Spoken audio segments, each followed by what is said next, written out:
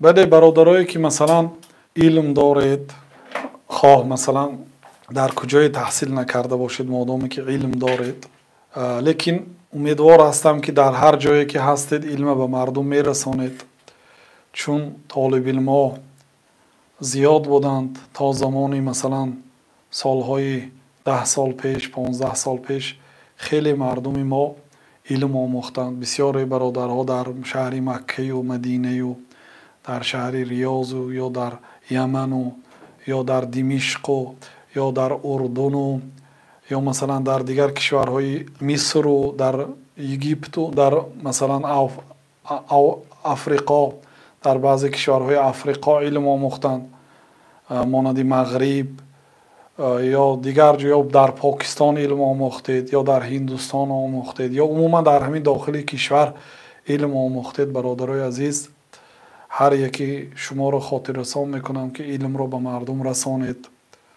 به قدر امکان. یعنی که شرط نه که چخیلی که بعضی ها پرسیدین، شرط نه که در یوتیوب برایت برآمد کنید یا که توانستید در کجایی که میتوانید به قدر امکان علم رسانید. کسی اگر علم داشته باشد و به همین سوالهای مردم در زیر نوار، همین در زیر شرحها به همین سوالها جواب تیدم، بسیار خوب میشد، برای اینکه ما هم امکانیتی به همه این سوالها از روی فیزیکی هم جواب دادن نداریم. سوال خیلی زیاد شدگی است. بنابراین از برادران اهل علم خواهش میکنیم که به سوالهای مردم جواب گردانید.